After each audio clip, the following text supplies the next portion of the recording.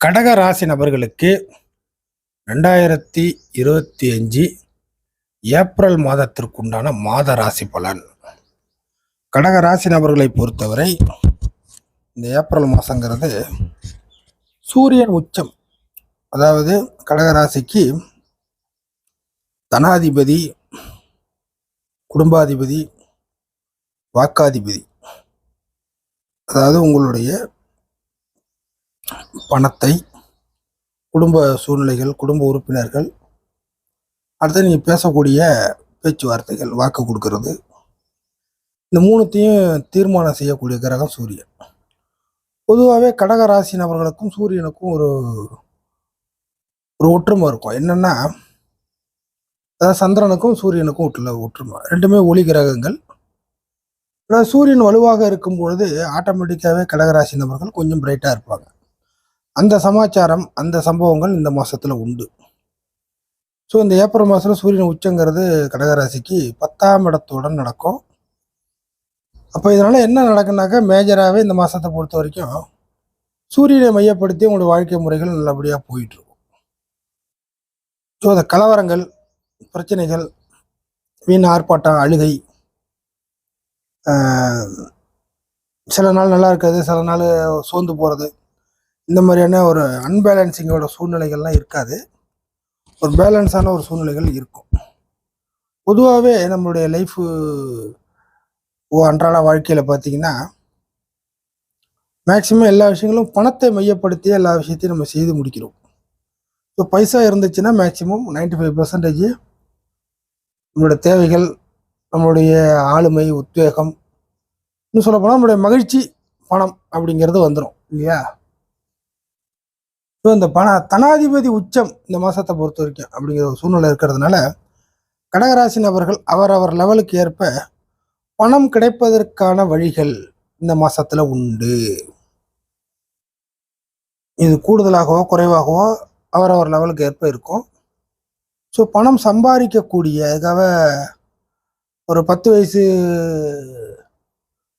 நபர், கடகராசி நபர் 10 வயசுல ஒருத்தர் இருக்காருனாக்கா அவருக்கு பணம் கிடைக்குமா என்றால், அவருக்கு பணத்திற்கு பதிலாக 10 வயது நபர் என்ன செய்து கொண்டிருக்கிறாரோ அவருக்கான பொருள் கிடைக்கும். என்ன, ஸ்கூல் போயிட்டு இருப்பாங்க, ஸ்கூல் போயிட்டு இருக்க பசங்களுக்கு தேவையான தேவைகள், பொருள் கிடைக்கும்.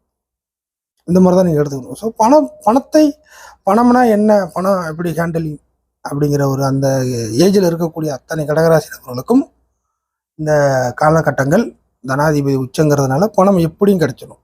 ஸோ பணம் கிடைக்கணுனாக்கா என்னென்ன வழிகளில் பணம் கிடைக்கும் அப்படிங்கிறத ஒரு பிரித்து பார்த்தீங்கன்னா, ஃபஸ்ட்டு விஷயம், ஒரு வேலை சம்பாதிக்கிறதுக்கு ஒரு வேலைக்கு போனோம்னா ஒரு பணம் கிடைக்கும். ஸோ இப்போ வேலை வாய்ப்பு இல்லாதவங்களுக்கு வேலை கிடைக்க போகுது அப்படிங்கிறத அர்த்தம். இல்லை வேலை பார்த்துக்கிட்டு இருப்பீங்க, அவங்களுக்கு பணம் கிடைக்கணும் அப்படின்னா கூடுதலாக பணம் தேவைப்படும். அப்போ வேலை மாறுவது, இல்லைன்னா வேலையில் ப்ரொமோஷன், இல்லைன்னா வேற ஒரு ஜாப்பை சேர்த்து பார்க்கறது, பார்ட் டைம் ஜாப் பார்க்கறது. இப்படி தொழில் பண்ணுறீங்க, தொழிலில் ஒரு முடக்கமாகவே இருக்குனாக்கா இந்த மாதத்தில் தொழில் வேலை கிளம்பி வரும். தொழில் ரன் ஆகும், நல்லபடியாக ரன் ஆகும். அதன் மூலியமாக வருவாய் கிடைக்கிறது. தொழிலை பூட்டியே வச்சிருக்கீங்கன்னா கூட இந்த மாதத்தை பொறுத்த வரைக்கும் ஓப்பன் பண்ண முடியும். நல்லா ரன் பண்ணிட்டு இருக்கிறேன் அப்படின்னா கொஞ்சம் கூடுதல் வருமானம் கிடைப்பதற்கான வழிகள் என்னமோ அது உங்களுக்கு கிடைக்கும். ஸோ இருக்கிறத விட பெட்ரு அப்படிங்கிற மாதிரி எடுத்துங்க.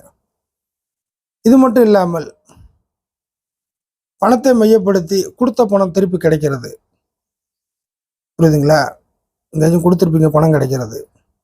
இன்னும் ஒரு சில நிலைகளில் ஒரு சில நபர்களுக்கு லோன் போட்டிருப்பீங்க, கடன் கிடைக்கிறது. இதெல்லாம் அந்த ஒவ்வொரு ஸ்டெப்பு வேரியேஷன், அவ்வளோதான். கடன் கிடைக்கிறது, கடன் மூலியமாக கொஞ்சம் பண தேவைகள் பூர்த்தி ஆகுது. ஒரு சில நபர்கள் ஏதாச்சும் ஒரு மங்களகரமான காரியங்கள், அதன் மூலியமாக பணம் கிடைக்கிறது. பெரிய இடத்துல இருந்து ஏதாச்சும் உங்களுக்கான சிபாரிசு, பெரிய இடத்துல இருந்து உங்களுக்கான வசதி வாய்ப்புகள் கிடைக்கிறது.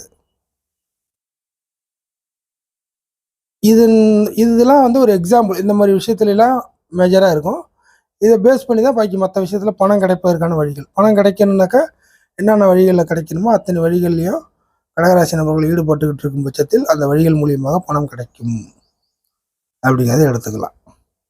இது மட்டும் இல்லாமல் குடும்ப பிரச்சனைகள்லாம் ஒரு மாதிரியாக இருந்தால் கூட இந்த மாதத்தை பொறுத்த வரைக்கும் சமரசமான ஒரு சூழ்நிலைகள். ஏன்னா குடும்பாதிபதி உச்சமாக இருக்கிறதுனால குடும்ப விஷயங்கள்லாம் ஒரு சச்சரவுகள் மைனஸாக இருந்தால் கூட இதெல்லாம் ப்ளஸ்ஸாக மாறிடும்.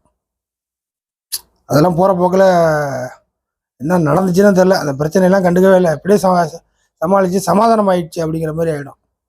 1000 நாளுக்கு அதாவது பார்த்திங்கன்னா ஒரு சூரியன் ஒளி எப்படி இருக்குது, அதுக்கு முன்னாடி போய் எதுவுமே ஒன்றும் பண்ண முடியாது இல்லையா? அந்த மாதிரி இந்த மாதத்தை பொறுத்த வரைக்கும் குடும்ப பிரச்சனைகள்லாம் இந்த 3ஆம் நபர் தலையீடு, 4ஆம் நபர் தலையீடு, அக்கம் பக்க பிரச்சனை எல்லாம் அடித்து காலி பண்ண மாதிரி இந்த குடும்ப பிரச்சனைலாம் கொஞ்சம் ஓரளவுக்கு சரியாயிடும். அடுத்து வாக்குஸ்தானாதிபதி. நீங்கள் கொடுத்த வாக்குறுதியை இந்த மாதத்தை பொறுத்த வரைக்கும் ரொம்ப நாள் கழிச்சு நிறைவேற்ற போகிறீங்க. உங்களுடைய வாக்குறுதி, நீங்கள் ஏதாவது வாக்குறுதி கொடுத்துருப்பீங்க, நான் உனக்கு பண்ணித்தரேன், இதை பண்ணித்தரேன், அதை கொடுத்துருவேன், அது முடியாமல் போயிருக்கும். கொடுத்த வாக்கை காப்பாற்ற முடியாமல் போயிருக்கும் இடைப்பட்ட காலகட்டத்தில், உங்கள் சூழ்நிலை சரியில்லாமல் போனதுனால. அதனால் இப்போ இதுக்கு மேற்பட்டு அந்த வாக்கை காப்பாற்ற முடியும். அதற்கு என்ன வழியோ அது கிடைக்கும். ஸோ எல்லாமே எப்படியா இருந்தாலும் ஒரு பணத்தை பேஸ் பண்ணதாக இருக்கும். ஸோ அந்த பணம் கிடைப்பதற்கான ஒரு நல்ல மாதமாக இந்த ஏப்ரல் மாதத்தை எடுத்துக்கொள்ளலாம் கடகராசி நபர்கள். அப்படிங்கிறது அஸ்ட்ராலஜி ரீதியாக உங்களுக்கு கொடுக்கக்கூடிய ஒரு பாசிட்டிவான ஒரு பலன். இது கம்ப்ளீட்டாக பாசிட்டிவான விஷயங்கள் நடக்கும். அஷ்டமச்சனி இந்த மாதத்தோட முடிவுக்கு வருகிறது. இது ஒரு மகிழ்ச்சியான விஷயம். ஸோ இதுக்கு மேற்பட்டு எண்ணி துணிக கருமம் அப்படிங்கிற மாதிரி போகிற போக்கில் உங்களுக்கான விஷயங்கள் எல்லாத்தையும் உங்களோட நாலேஜ் படி எல்லாத்தையும் கொஞ்சம் கொஞ்சமாக எடுத்தோடனே நடக்காது, எல்லாமே பெருசாக நடக்காது, கொஞ்சம் கொஞ்சமாக அமைச்சிக்க முடியும். சில தடைகள் இருந்தால் கூட கொஞ்சம் விலகும். சரிங்களா? கடகராசி நபர்களுக்கு அஷ்டமச்சனி முடிஞ்சு பாக்கிய சனியாக என்ன செய்வார் என்பதை நம்ம சேனலில் போட்டிருக்கேன். சனி பயிற்சி பலன் தேடி பிடிச்சி ஒரு திருப்பம் கூட கேட்டுக்குங்க, எப்படி நடக்க போகுது அப்படிங்கிறது. அது உங்களுக்கு இன்னும் கொஞ்சம் சில புதிய ஐடியாக்களுக்கு வழிவகை செய்யும்.